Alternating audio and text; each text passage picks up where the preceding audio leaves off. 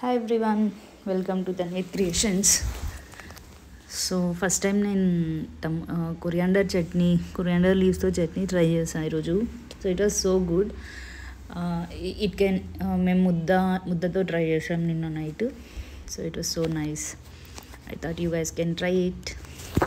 So first ఆకుల్ని కొత్తిమీరని బాగా కడిగేసుకోవాలి, ఎందుకంటే ఇసుక ఉంటుంది కదా. సో అందుకోసం నీట్గా క్లీన్ చేసుకోవాలి. తర్వాత ఒక క్లాత్ తీసుకొని దాన్ని కొంచెం బాగా గాలంతా ఆరిపోయేట్లు పెట్టుకోవాలి, ఎందుకంటే మనం ఇది కొద్ది డేస్ స్టోర్ కూడా చేసుకోవచ్చు అనమాట. ఇట్స్ లైక్ కొరియాండర్ పికిల్ లాగా అనమాట. సో మనం కొద్ది డేస్ స్టోర్ చేసుకోవచ్చు, అందుకే వాటర్ లేకుండా కాసేపు ఆరేయాలి. నేను ఇంటి బయట బాల్కనీలో కొద్దిసేపు పెట్టాను అనమాట, గాలి త్వరగా ఆరుతుంది ఇంట్లో ఫ్యాన్ కంటే అని చెప్పి. So if you don't have that opportunity, ఇంట్లో కూడా మీరు ఫ్యాన్ కింద ఆరబెట్టవచ్చు కొద్దిసేపు. ఇలా బాగా వాష్ చేసేసి కొద్దిసేపు ఆరిన తర్వాత ఆ టైంలో మీరు కొన్ని ఆవాలు, మెంతులు ఇలా తీసుకొని సేమ్ ఈక్వల్ క్వాంటిటీతో మనం ఫ్రై చేసుకోవాలి.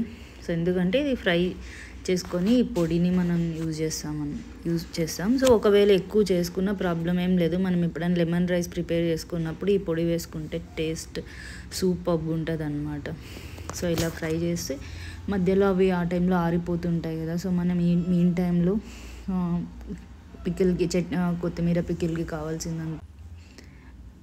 ఈ మీన్ టైంలో మనం ఈ కొత్తిమీర చట్నీకి కావాల్సినటువంటివన్నీ రెడీ చేసుకోవచ్చు అనమాట. సో ఇలా ఫ్రై చేసి కొద్దిగా ఫ్రై అయ్యి మంచి స్మెల్ వస్తుంది అనమాట. సో అప్పుడు తీసేసుకొని పక్కన పెట్టేసుకోండి. సో అవి చల్లారిన తర్వాత గ్రైండ్ చేసుకుందాం. ఈ మధ్యలో కొంచెం చింతపండు, ఒక నిమ్మకాయ సైజ్ అంత చింతపండు తీసుకొని దీన్ని కొంచెం బాయిల్ చేసి కొద్దిసేపు స్టవ్ మీద పెట్టేసి బాయిల్ చేయాలన్నమాట.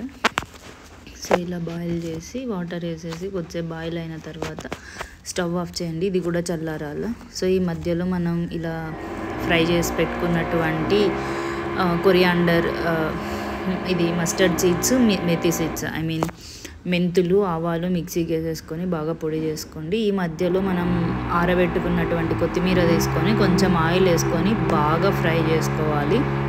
సో పచ్చి స్మెల్ వెళ్ళిపోతే మనకి అది టేస్టీగా ఉంటుంది అనమాట. సో మనం ఫ్రై చేసిన తర్వాత చట్నీ తినేటప్పుడు స్మెల్ రాకుండా ఉండడానికి బాగా పచ్చి స్మెల్ పోయే వరకు ఫ్రై చేసుకోవాలి. ఇలా చూసేకి ఇంత ఆయిల్ ఉన్న ఫ్రై చేసిన తర్వాత ఎంత తగ్గిపోతుంది అంటే లిటరల్లీ ఆకుకూర అన్నీ ఇలానే ఉంటాయి.